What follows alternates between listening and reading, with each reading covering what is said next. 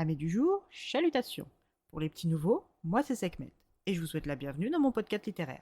Dans mon émission, je vais tenter 3 fois par semaine de vous donner envie de découvrir des livres de tout poil, récents et moins récents. Alors, si ça vous tente, c'est par ici la suite. Aujourd'hui, je vais vous présenter Les Roses d'Outremort, rupture, morsure et déconfiture de Charlotte Munich, publié en auto-édition. Dans ce premier tome, nous allons faire la rencontre de Claire Bicep, sans le S, 21 ans, en formation de géologue. Elle habite chez ses parents dans la maison familiale de Orglafière, dans le centre de la France. Elle y habite seule avec son petit ami de presque toujours, Tiffaine Rostand, depuis que ses parents sont partis pouponner les jumeaux nouveau-nés de son frère aîné. Cette maison est une maison de famille achetée du temps de ses arrière-grands-parents dans les années 1930. Une maison de pierre dans la rue des Lavoirs, entourée de fontaines d'eau douce et d'un petit jardin entièrement végétalisé avec des rosiers et des rhubarbes. Ces rhubarbes envahissantes servent à confectionner des confitures que Claire vend pour se faire un peu d'argent à côté de ses études. Son petit ami Tiff est une armoire à glace d'un bon 1,90 m avec des épaules de déménageur et des cuisses aussi larges que la taille de sa petite amie. Avec lui, Claire se sent en sécurité n'importe où.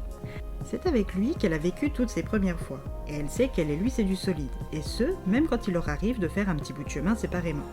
Tiffaine est récemment revenu après 1 an en Australie, et c'est tout naturellement que ce grand costaud s'est remis avec sa belle comme s'il n'était parti qu'une semaine au lieu d'1 an.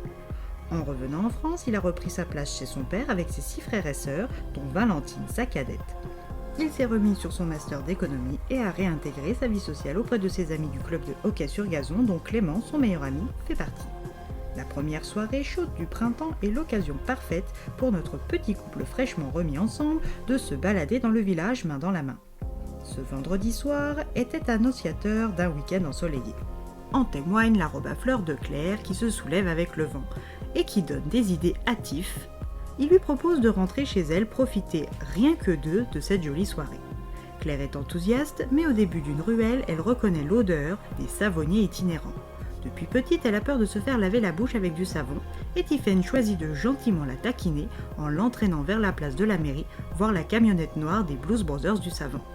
Claire n'aime déjà pas trop les savonnettes, mais en plus, elle ne sent vraiment pas les vendeurs. Elle les trouve louches et peu avenants, ce qui amuse encore plus son petit ami. Sur la place, elle y retrouve sa cousine et meilleure amie, Adélaïde. Adé est la fille de la sœur jumelle de sa mère et est née 2 jours après elle. Cette plantureuse demoiselle aux cheveux roses pâles et aux taches de rousseur est enjouée et effrontée, là où elle est brune, à la peau mate, avec un manque de relief au niveau de son décolleté, mais pas dans son caractère qu'elle estime plein d'aspérité. Dès qu'elles se voient, les cousines se tombent dans les bras et se mettent à discuter, laissant le champ libre à Tiff d'en faire autant avec Clément, lui aussi présent sur la place. Il faut dire que Artus et Damien, les 2 vendeurs au look de croque-mort, sont une véritable attraction dans le village et ce pour plusieurs raisons simples. Leurs savons sont de bonne qualité et ils n'ouvrent leur camionnette qu'à la nuit tombée. Après la pause sur la place de la mairie, Tiffaine et Claire retournent à la maison pour mettre en action leur plan échafaudé un peu plus tôt. La température entre eux a beau être montée, celle du thermomètre n'a pas suivi.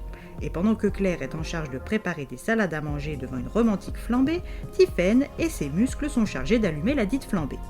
Claire termine ses préparations et constate que Tiff n'est toujours pas revenu avec le bois. Elle part le chercher derrière la maison quand elle le retrouve au sol évanoui avec du sang sur son t-shirt. Tiffaine ignore ce qu'il s'est passé, mais la rassure et lui dit que tout va bien. Ils passent leur soirée comme prévu. Au beau milieu de la nuit, Claire se réveille seule dans le lit. Elle descend et retrouve son sculptural petit ami torse nu dans le canapé en train de manger des cacahuètes quand elle remarque une marque de morsure sur son torse. La moutarde lui monte au nez, surtout quand il dit ignorer l'origine de cette marque. Claire conclut au plus logique des scénarios, son Tiff, l'a trompé avec une autre. Incapable de supporter plus longtemps cette vision, elle le met dehors et retourne se coucher. Le lendemain, elle y verra plus clair, du moins c'est ce qu'elle espère. Comme dans tous les petits villages, les ragots circulent plus vite que la 5G, et à l'heure du déjeuner, Adé la rejoint dans sa cuisine pour la réconforter. En pleine préparation de confiture de rhubarbe, Claire surprend sa cousine à avoir une vision. Ne croyant pas vraiment à ce genre de choses, elle pense que les vapeurs de confiture lui sont montées à la tête et passe à la suite sans plus se formaliser que ça. Claire bouillonne autant que sa rhubarbe quand elle repense au torse mordu de son ex, et pour se soulager, elle doit savoir qui est celle qui a osé poser ses sales pattes sur Tiff. Avec ses flyers pour ses confitures, elle cherche des réponses. Mais si le prénom de Daria est tombé du ciel d'une cave gothique, elle ignore encore qu'en allant lui demander des comptes, sa vie tout entière allait être perturbée par les réponses de la petite blonde sexy au langage plus que fleuri et imagé. Que va lui apprendre Daria de si perturbant ? Claire pardonnera-t-elle à Tiphaine son incartade ? Trouvera-t-elle des réponses à toutes ces questions ? À vous de lire ce premier tome pour le savoir.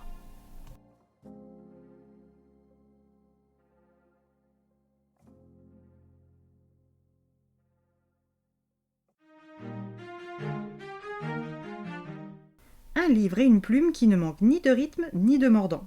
Des personnages féminins badass, des réparties cinglantes, de l'humour et des rebondissements à foison. Encore une belle découverte made in les Imaginales d'Épinal 2025.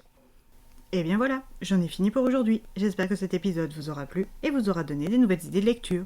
Si vous souhaitez découvrir d'autres petits bonbons littéraires tout droit sortis de ma bibliothèque, je vous retrouve le jeudi 13 novembre prochain pour un nouvel épisode.